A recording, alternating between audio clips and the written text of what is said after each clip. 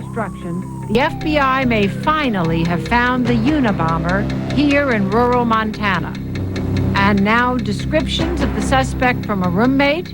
Ted Kaczynski was pretty far out in left field, we all thought. I don't remember more than 10 words he may have spoken directly to me or to anyone else in 3 years. And a professor. He was a very dedicated student, a very independent, hard-working student, very intense in his mathematics. He was very neat and meticulous.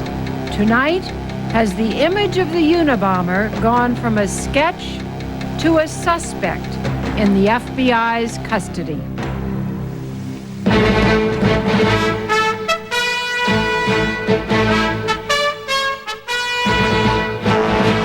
This is ABC News Nightline.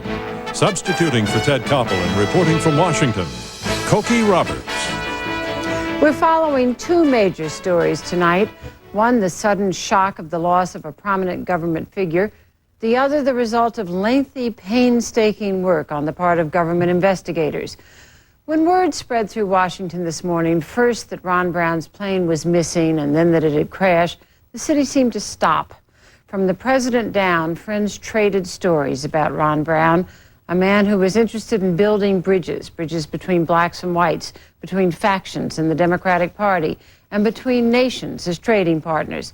The Commerce Secretary convinced about a dozen executives of major American corporations to go with him on another building project, this time to the former Yugoslavia. The executives, several members of the military, and Commerce Department officials were all on the plane with Brown. None is believed to have survived. Later in the broadcast, we'll talk to the man who put together the peace plan for the former Yugoslavia, Richard Holbrooke. He encouraged Brown to mount this mission, and to Ron Brown's longtime personal and political friend, the Reverend Jesse Jackson. But first, we'll look at the story that hit late in the day and that is still developing. Federal agents have taken into custody a man they suspect as the Unabomber. This drama is unfolding outside the tiny town of Lincoln, Montana, and Tom Foreman is there. Here? Yeah, it is. We're going to be moving people in and out of here, so y'all got to step back. Nobody's going to be in the way when the vehicle comes through. Please just step back. After 17 years of looking, today FBI agents think they may have finally had a look at the Unabomber. Late this afternoon, Ted Kaczynski was taken from his backwoods cabin, leaving folks in the nearby town of Lincoln stunned. He was just a real quiet guy. You know, he came to town. He never bothered anybody. He never gave anybody a hard time. He was never in trouble. Never was at the bars. Just a real quiet guy. And, you know, if you had a conversation, it was a real intelligent conversation with him. You know, he's just not the guy that I would think would be the Unabomber. Locals say Kaczynski has lived here for about 18 years in his cabin down a dirt road. Today, the FBI sealed the area off as they searched his property. Those who have gone to his place say it has no indoor plumbing, no electricity, that he grew his own vegetables, and had scores of books. Gene Udarian went there as a census taker and found a pleasant but reserved man. Reclusive, hermit type, you know. He didn't go out of his way to make friends or anything like that, you know. He wasn't what you would call a social person. When he came to town, always alone, Kaczynski, who did not own a car, rode a bicycle. One of his favorite stops, the library. There, people say he told them he was a Vietnam veteran living on a pension. Former librarian Beverly Coleman says he often wore army green or camouflage clothing and had unusual taste. You know, I mean, he didn't read like the normal junk the rest of us read. Do you have to order in the books? Oh, yeah. Most generally, you had to order anything in for him because what he wanted was so off the wall. And a lot of stuff he wanted was out of print for years. You know, he's very, very well-read man, very educated man. The other place he was frequently seen, the post office. I've seen him come out of the post office. I've seen him mail things, you know, just being in there. Like letters or packages? So I don't know. We all go to the post office, everybody. Nobody gets their mail delivered to them, so I don't ever remember packages or anything. At this hour, Kaczynski is believed to be in Helena, where he was taken by the FBI. At last report, in a small windowless office on the third floor of a building that the FBI keeps in this town. Cokie? Tom, what happens tomorrow in Helena? It's hard to say what's going to happen. Right now, at last report, he has not been charged with anything. Now, if he is charged, he would be arraigned tomorrow in Helena. But at this moment, the FBI is looking at things. A lot of people here are looking at things and wondering just that very thing. What's going to happen with Ted Kaczynski tomorrow? Thanks, Tom Foreman in Montana. And now from San Francisco at our station KGO-TV, ABC's chief investigative reporter Brian Ross. Brian, what brought the investigators to this point? Finally, a suspect. Well, Cokie, it really was a phone tip that a lawyer for the Kaczynski family called in, a tip that ironically was almost ignored and almost put in sort of not the A file but the B file. But one agent here in San Francisco took the time and began to work it. The problem was that they had thought all along the suspect was somebody who lived in the San Francisco area. And when it first came in as somebody in Montana, it was ignored. But as they looked closer and closer at this man, they found he began to fit the profile. In particular, the fact that he, in the mid-'80s, worked in the Salt Lake City area as a construction worker, an area where one bomb was mailed and another bomb went off. Now, tomorrow's New York Times is reporting that the FBI has fingerprints, typewriter imprints, unexploded devices, and, interestingly, DNA analysis of his saliva from the stamps on the postage. Have you heard those reports, and what are they saying about them? That's right, Cokie. In fact, ABC News has learned tonight that in the raid today and the search warrant that went down at his home, they're looking for a typewriter, certain kinds of stamps, a particular kind of blue and red stripe mailing label, and also a certain kind of pipe bomb and an explosive filler. With the stamps, they hope they can do a DNA kind of test that would match him up. Those are the things they need to actually have a case that would stand up in court. It's one thing to call him a suspect, it's another to prove it in front of a jury. Thank you, Brian Ross. In San Francisco, is Theodore Kaczynski the Unabomber? When we return, the ties between the suspect and the bombings. This is ABC News Nightline, brought to you by Blue Cross Blue Shield. When a couple from New Jersey had problems adopting a baby from Guatemala, AT&T Language Line Associates did all the interpreting. When the blizzard of '96 blanketed the Northeast, AT&T operators worked through without relief.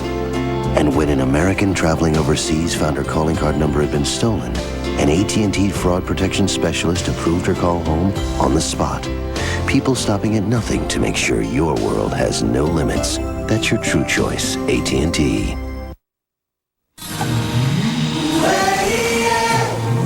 What if I burn myself? What if the pole breaks? What if this guy throws a left when I'm expecting a right? What if I hit my head on the backboard? What if something happens to my little girl? What if there were a healthcare organization that covered the U.S. Olympic team, so the only thing our athletes would have to worry about is pursuing their dreams? What if I fall off the platform? What if you didn't have to worry about healthcare? Blue Cross Blue Shield. Tragedy abroad, intrigue at home, Ron Brown and the Unabomber. Stay with Peter Jennings and watch ABC's World News Tonight. Sunday traditions, fishing trips, family picnics, breakfast together. Now there's a new tradition to add to your favorites, Channel 2 News on Sunday morning. Every Sunday from 7 to 9 a.m., you'll get local news plus the forecast and still have time to enjoy your other Sunday favorites. Channel 2 News Sunday morning. Make it a part of your Sunday tradition. It makes you feel good to help them out, to get them to their doctor's appointments or their treatments. So I guess that's probably why I do it. Champ, there's something wrong with my car. Could you take a look? I'll check it out. You need suspension work. Better see the experts at Meineke. Meineke does suspensions? Meineke doesn't just do mufflers and brakes. They do complete undercar care, shocks, struts, and CV joints. All done. Do you think you could get my car down now, Champ? I think I'll let the expert do that. At Meineke, you're not going to pay a lot, but you'll get a lot. I guarantee it. The Unabomber. He began his reign of terror almost 18 years ago. Tonight, this former Berkeley professor is being held. But are the professor and the Unabomber one and the same? Here's Nightline's Chris Bury. The strange story of Theodore Kaczynski begins at this house, where he grew up in the Chicago suburb of Evergreen Park. In high school, he was in the band, biology club, coin club, German club, math club. I went and got my yearbook out, and he was there. And I remember the face, and I remember a quiet young man. Quiet but smart and precocious, Kaczynski earned a scholarship to Harvard, where he graduated at age 20. Only 5 years later, in 1967, Kaczynski had his Ph.D. in math from the University of Michigan. He began a 2-year stint on the faculty at the University of California in Berkeley. Kaczynski quit in 1969. In 1972, he moved to a remote cabin in Stimple Pass, Montana, where he has lived until his apprehension. Tonight, one of the early victims, a Berkeley professor, seemed quietly relieved. This is the closest they've ever come to naming a name. So I kind of believe it might be true, but I just hope it is true, because I'd hate to see anyone else get hurt. The FBI believes it has a strong suspect because he fits their profile in so many ways. A highly intelligent loner, academic background, strong ties to the Midwest, where the Unabomber first struck at Northwestern University outside Chicago. In 1978, a campus guard and the next year a student were injured by 2 homemade bombs. They were later tied to a device found on board an American Airlines flight between Chicago and Washington. The device misfired, averting a catastrophe. It was clear that the same hand had made both of these bombs. Chris Roney, then the FBI's top explosives expert, first made the connection between the airline bomb and one of the devices at Northwestern. You look at his techniques of soldering, you look at his selection of components, you look at his, just the level of expertise that's shown in carving or shaping things. And you put all that together, you can arrive at a very individual signature. That signature was obvious again in 1980 at the suburban Chicago home of Percy Wood, a United Airlines executive injured when he opened a book that arrived in the mail. Every device has wood of some shape or form incorporated into the device. There were other tenuous ties among the victims, connections to universities and airlines, hence the nickname Unabomber. Explosives were found at a handful of campuses, including the University of California at Berkeley, where Professor Angelakos picked up a can that exploded in his hands. The main thing was that I lost the tendons in these fingers, and they have been reconstructed. 3 years later, the Unabomber left another package inside the very same building at Berkeley, where Kaczynski had taught math. Blast badly hurt 26-year-old graduate student John Hauser. I also had my Air Force Academy ring on my right ring finger. And when I opened the device, it blew my fingers and the ring off and left an imprint in the wall itself that showed the curvature of the stone, showed the letters of the word Academy, and portions of the ring itself. In 1985, the Unabomber's busiest year, he sent a bomb to this mailbox at the home of a professor at Michigan, Kaczynski's alma mater. That year, the Unabomber killed for the first time. The bombs were becoming more and more sophisticated. He spends an awful lot of time working on these devices, a lot of care and an obsessive amount of time working on them. 14 months later, an explosion in Salt Lake City gave investigators their first big break. There was an eyewitness that was able to give a definitive enough description for an artist to make a drawing. By now, the search for the Unabomber had become one of the biggest and most expensive in FBI history. But for the next 6 years, the Unabomber would go underground. It was during this time, around 1990, when Theodore Kaczynski's father was stricken with cancer and committed suicide. The Unabomber did not strike again until 1993, when explosive packages injured a computer scientist at Yale and a geneticist in California. Later, the Unabomber sent 2 more bombs that killed. In 1994, Thomas Moser, a New Jersey advertising executive, died opening his mail. And last year, 5 days after Oklahoma City, timber industry lobbyist Gilbert Murray was killed by a bomb at his Sacramento office.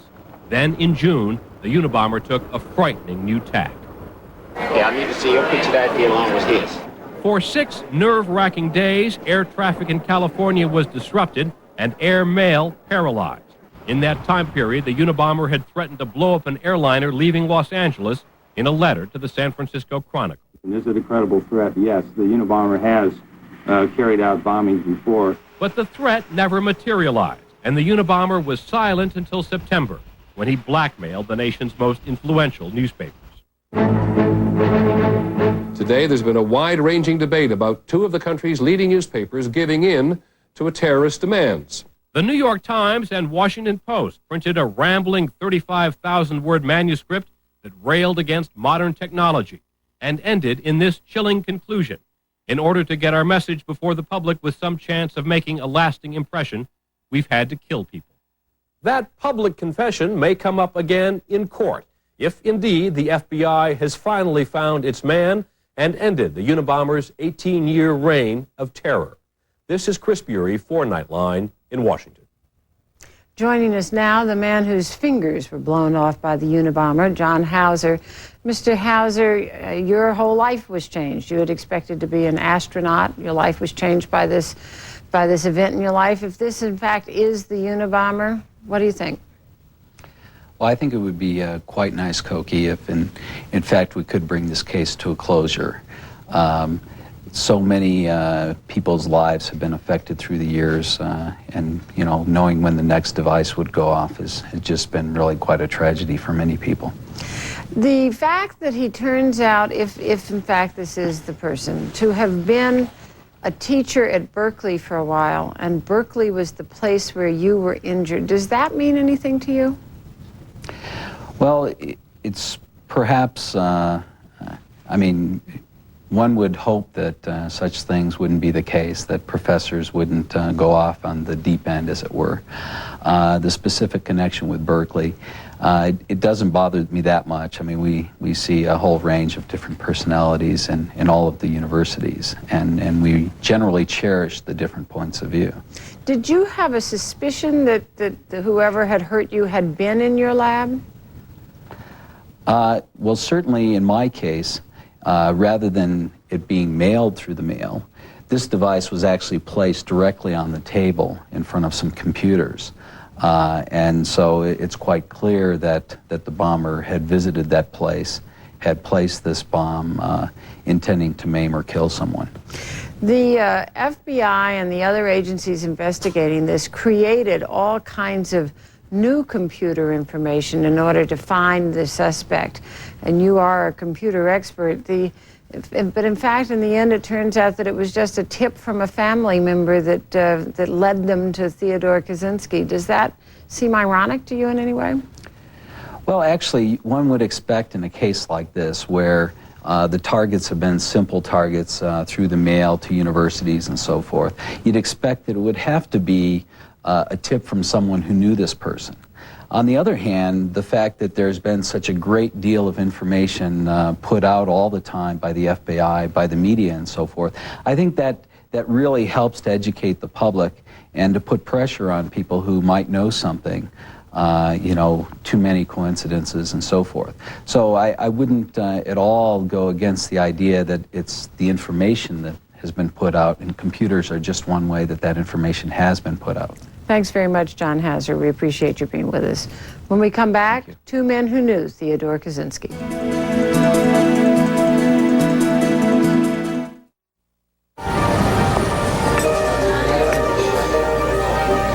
We're really not that different.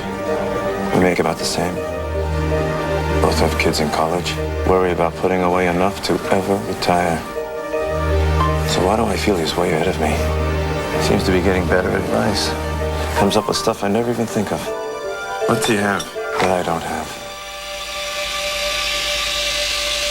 Payne Weber.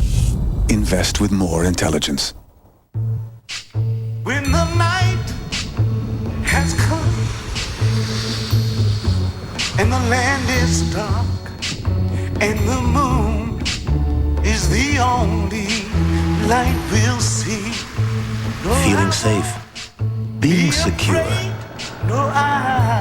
It's why more families rely on Buick LeSabre than any other full-size sedan.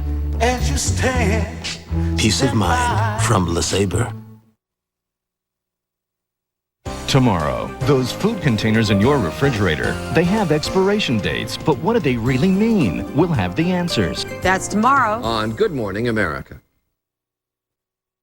This week on Siskel and Ebert. You wanted me to make that check out to you, Judge? Do you want me to take you off this case? What Richard Gere will do to get his client off in a murder that shocked the city in Primal Fear. This is a cover story, right? Yeah. Also, a hitman hired to kill Ryan O'Neal's wife makes a surprising decision. The way I feel right now, I want to kill both of you for nothing. Share in Faithful this week on Siskel and Ebert. You sound like my shrink. You're in therapy? Saturday at 6:30 on KATU Spirit 2. What is the promise these men are keeping? They say a strong Christian connection makes men better husbands, fathers, and leaders. I just feel good about myself. I feel good about my family. Town Hall goes inside the Promise Keepers, Sunday at 6. When my vision started to go, I learned about visual aids so I could keep cooking for myself. When my vision started getting bad, a local organization put me together with people just like me. American Foundation for the Blind. We help those who don't see well live like those who do. Before anyone you know moves to Portland, they should take the first step. KATU Step 1 to Portland and vicinity. This 30-minute video is the easy way to compare lifestyles in different areas of Portland by home and apartment styles, school districts, commutes, recreation, crime data, and more. KATU Step 1 to Portland is available for $19.95 at the Portland Chamber and Blockbuster Video, or call 1-800-659-1553. A short time ago, I talked to Patrick McIntosh, who knew Kaczynski at Harvard, and one of his professors at Michigan, Peter Duren. Patrick McIntosh, you were Theodore Kaczynski's roommate in college. What was that like? Well, we had 7 people all in this one suite on the 4th floor of Eliot House at Harvard, and Ted was the least communicative of the whole bunch. We hardly knew him. He became kind of a joke because he would always come in from class walking rapidly down the hall to his room, slams the door behind him, and we wouldn't see him the rest of the evening. But we might hear him, like he would get in his chair and kind of rock back and forth while he did his homework, and it got to be so methodical we got rather annoyed at it at times. And once in a while he would mistakenly leave his door open as we walked by, and then you'd see what a frightful place it was. In fact, there were even odors that came out of the room because underneath this pile would be things he must have had for lunch last month. In fact, the housemaster came up more than once to try to tell him to clean it up or to stop playing his trumpet so loud late at night, kind of thing. It sounds like you didn't like Theodore Kaczynski very much. Well, I didn't dislike him. I just thought he was so odd. I didn't really have any attraction to get more acquainted with him, that's for sure. I think I must have had to talk to him directly more than once because I was the guy in the suite that went around collecting the phone bill money. And I don't know whether he even used the phone. I did have trouble getting money from him. But you haven't thought about him in the last 30-some years? Not once. Not once. Maybe a faint memory of just that strange room of his. Was there anything then that would give you any clue to him perhaps being the Unabomber? The only clue is I think I remember him scrawling something on a mirror in the bathroom that was intended to be insulting to us. I can't even remember the details. I'm going to have to get together with one of the other roommates and see if we can get our memories straight on this. But there was no expression of threat or anger at us, and only this kind of antisocial picture he drew once on a mirror. Otherwise, just he marches right past us, doesn't say a word. So there was nothing that made me feel afraid of him. Peter Duren, Theodore Kaczynski was a graduate student in your department at the University of Michigan. Tell us what he was like there. He was a very dedicated student, a very independent, hard-working student, very intense in his mathematics. He was very neat and meticulous. His handwriting was very, very neat, and when he would present, what I remember is that when he would present a mathematical proof, he gave much more detail than was really necessary. He was just very, very meticulous in everything he did, and he was very independent. He found his own thesis problem. In fact, he found 2 problems to work on. First one, it turned out, had already been done, so he published as his dissertation. He used a second topic that he also found independently. And you were an advisor on that thesis, or you were on the committee that reviewed it? I was not his primary advisor, but I was the second reader of the thesis. so I was familiar with his work. I knew him fairly well at the time. And you felt that the thesis was a very brilliant thesis? It was. It was very independent and carefully reasoned. He had a lot of good ideas, very original mathematician.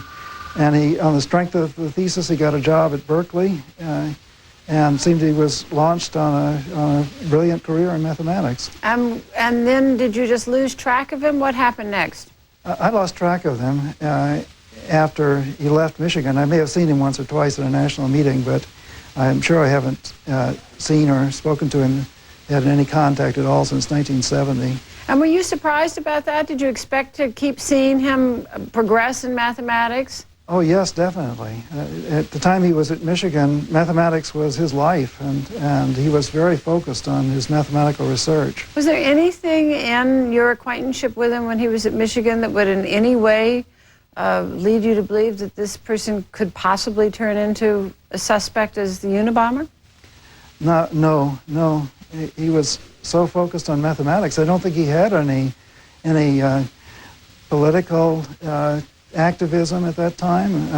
There was nothing. No, there was no indication, really. Okay, thank you very much, Peter Duren. We appreciate you joining us tonight. When we come back, the other major news of the day, the tragic story of the plane crash that appears to have taken the life of Commerce Secretary Ron Brown.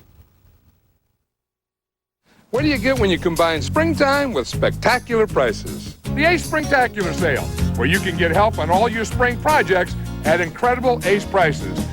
Think springtacular. Ace is the place with the helpful hardware folks. To you, it looks like this. To a car thief, it looks like this. And to our Ford Motor Company engineers, it looks like one of the most powerful anti-theft devices ever. Only this key sends an electronic code to the engine before it will ever start. So it looks like your new Mercury Sable will be just where you parked it. Ford.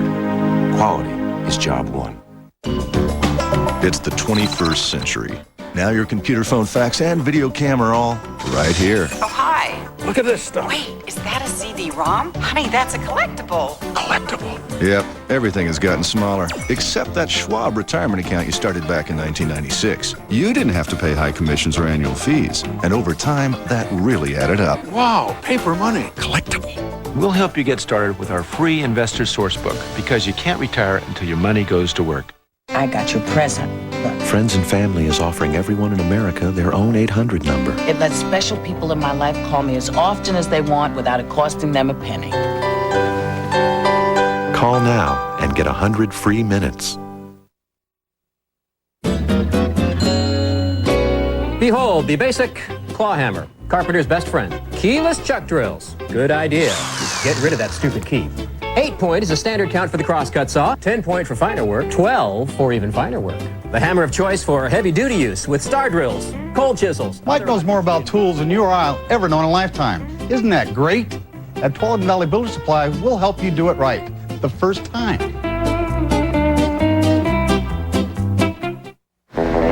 Champ, there's something wrong with my car. Could you take a look? I'll check it out. You need suspension work. Better see the experts at Meineke. Meineke does suspensions? Meineke doesn't just do mufflers and brakes. They do complete undercar care, shocks, struts, and CV joints. All done. Do you think you could get my car down now, Champ? I think I'll let the expert do that. At Meineke, you're not going to pay a lot, but you'll get a lot. I guarantee it. On AM Northwest, Fridays are fantastic. Because when it's Friday on AM Northwest, it's time to see the sights, explore the unexpected, try the trivial. Fridays are fresh. Fridays are festive. Fridays are funny. Plus, Fridays on AM Northwest are full of the fantastic to get you ready for the weekend. Give AM Northwest a try on Fridays. Fantastic fun for free.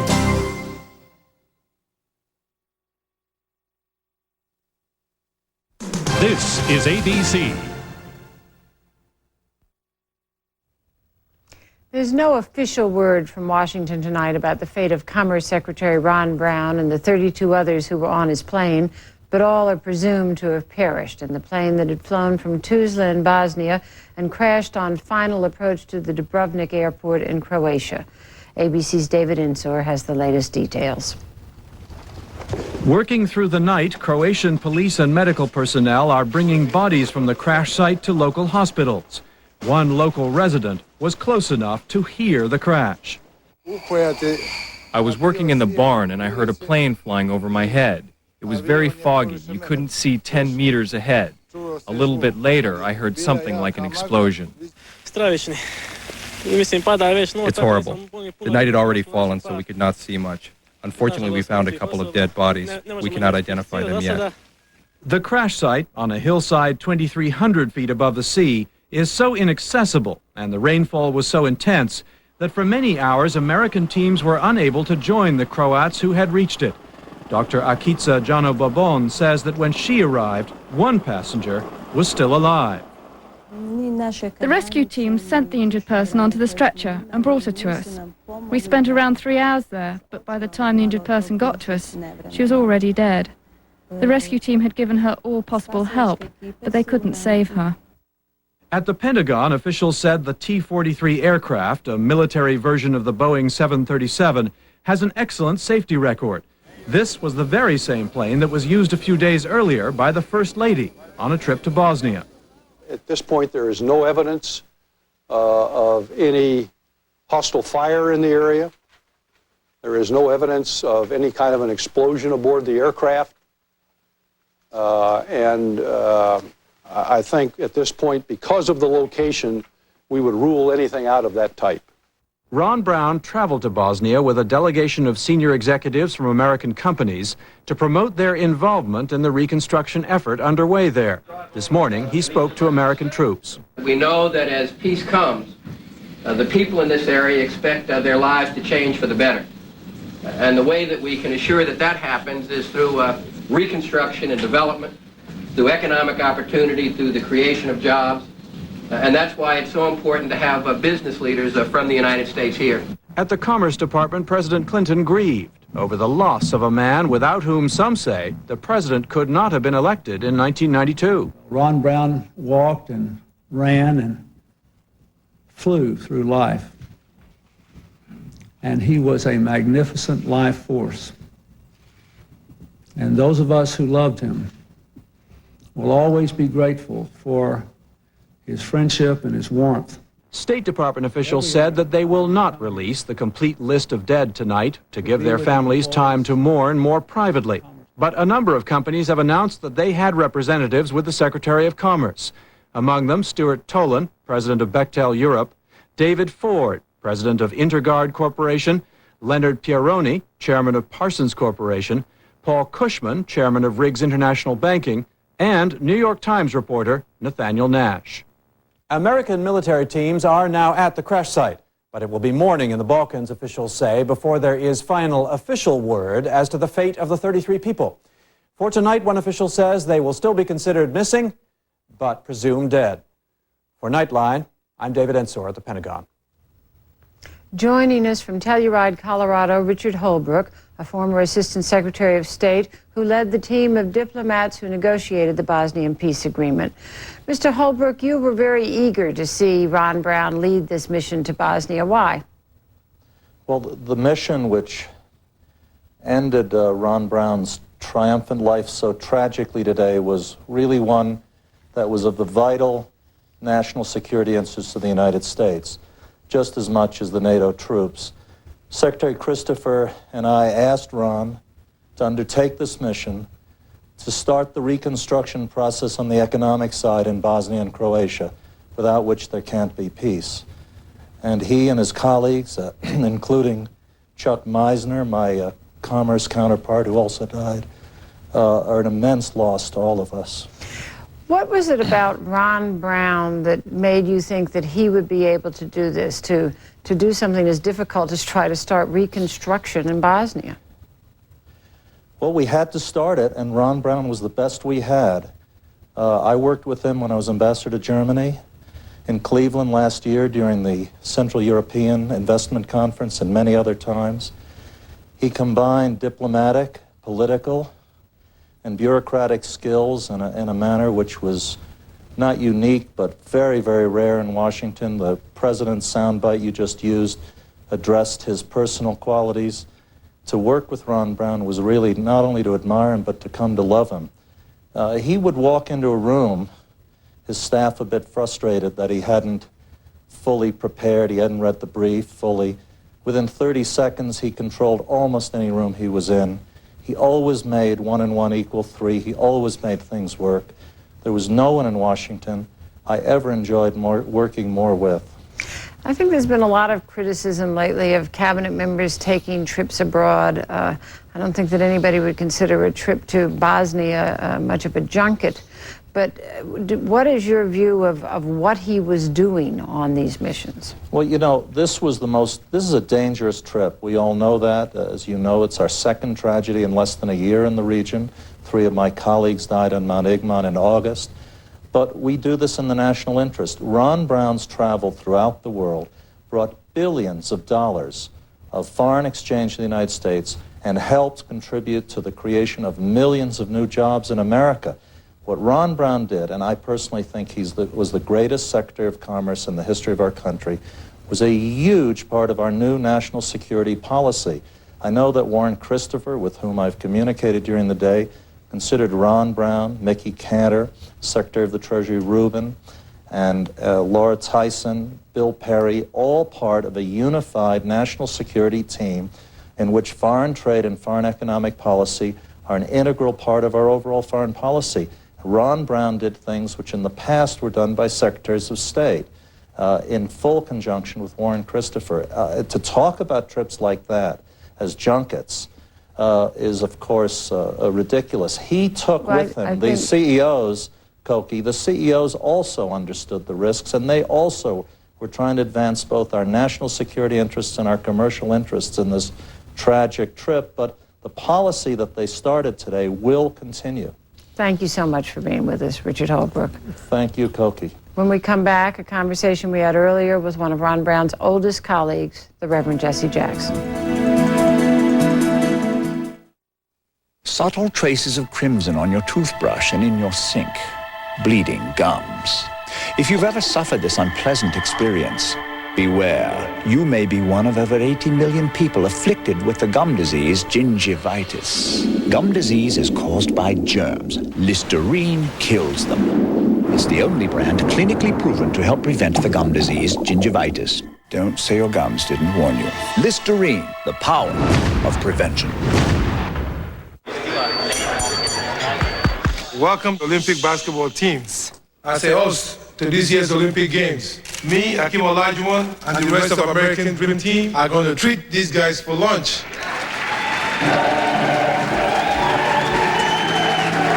We said we're going to eat these guys for lunch, not treat.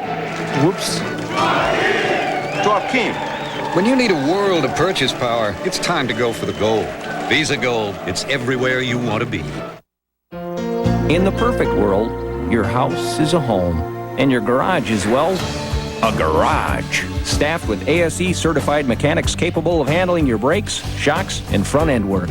All backed by a guarantee that lets you decide when the work is done. But of course, that's in the perfect world. In the real world, you might have to drive a few blocks. And right now, all brake service is on sale, only at Sears Auto Center. Our garage is your garage. When this hometown hero was charged with rape, he split to Europe, free as a bird for 8 years. Now he's back, ready to face his accusers. Turning Point next Tuesday. As a boy, he saw his mother try to kill herself over 6 times. I'd come into the house from after school and she'd have sliced wrists. You had a doctor say let her die, is that right? Next, Donahue, heartbreaking stories of children of mothers with fractured personalities. As a child, she never knew what to expect. We were out trick-or-treating and came home and found my mom with her head in the oven, trying to commit suicide. Families splintered by multiple personalities. Next, Donahue. Today at 11 on KATU Spirit 2. Linda's coming on the Sally Show to talk about modeling. Ricky thinks it's a show on twins. And Michelle to talk about mothering. But that's not the real reason they're here. We wouldn't fool you, would we? No. The surprise is on Sally's guests when she reunites them with long-lost friends and loved ones. Surprise! You're here for a reunion. Next, Sally. Today at 4 on KATU Spirit 2.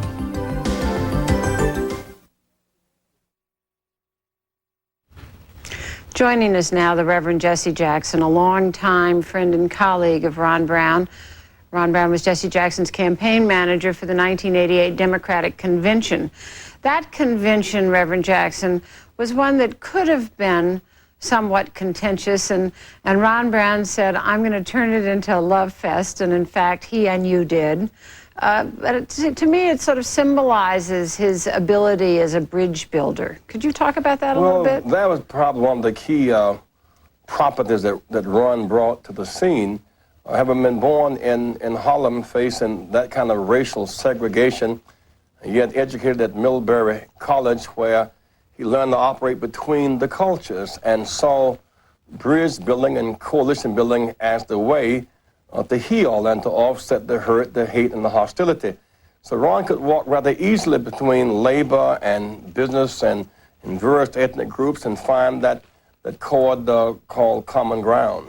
And one of the things that I think people find so interesting is there he was, the first African-American chairman of a major political party, and it was in his term that two Southerners hit the top of the ticket for president and vice president. Well, clearly, until the Cotton Curtain came down in the South, neither black nor white could be free. You could not have an Olympics in Atlanta in 1996 unless the Cotton Curtain came down. You could not have Ron Brown, Clinton, and Gore without the Cotton Curtain coming down. So he clearly understood that. It seems to me that what made Ron a bit different also was that he was a minority with a majority dream. He would not allow his dreams and ambitions to be ghettoized or to be limited or to be marginalized. And so when the campaign was over in 88, Ron said, I want to run for chair of the Democratic Party. And there were those within the party who said, well, he's the right kind of guy, but not the right color kind of guy. Ron challenged them to be consistent. He won the race. He took a party that was essentially broken and dispirited with the remote possibility of winning the White House back, and he kind of made it happen by turning in those patches and pieces into a kind of quilt, a rainbow coalition, if you will. And then I remember after Clinton won the presidency, and they said, well, Ron maybe will be Secretary of HUD or Labor. He said, I will not accept anything less than Secretary of Commerce or Secretary of State because I'm qualified to do so. He would not limit his dreams according to conventional wisdom.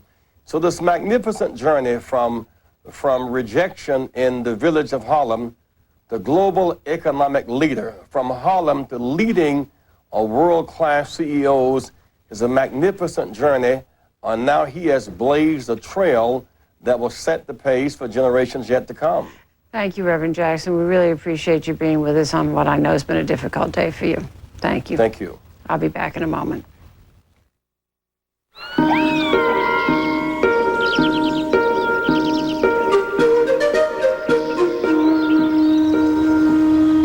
At Ford Motor Company, we're developing vehicles that are gentler on the gas pump and the environment. Like this car with its 100% recyclable body. It's simply a reflection of our thinking.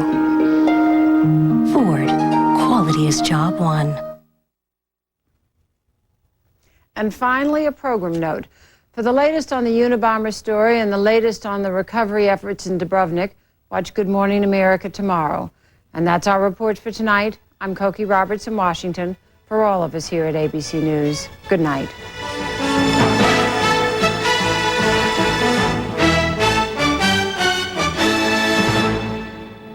Nightline is a presentation of ABC News. More Americans get their news from ABC News than from any other source.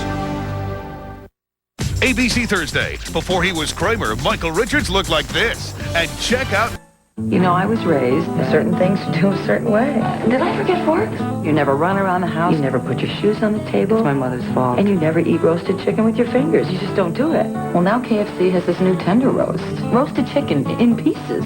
I can't handle it. It's so good. All my rules go right out the window. Mom? New chicken? New rules. KFC, we're changing the way America eats roasted chicken. Now get 2 pieces of new tender roast, 2 sides, and a biscuit. A complete meal, just $2.99. Taiko drums, those powerful Japanese musical instruments, are finding a home now in Portland. Portland Taiko, a relatively new group, is introducing Westerners to this ancient art. The News Center's Craig Cheatham and photographer Brian Watkins watched one of the group's practice sessions. They are perfecting the stroke. Right arm high. Rock. And the attitude. It takes both to play the taiko drum.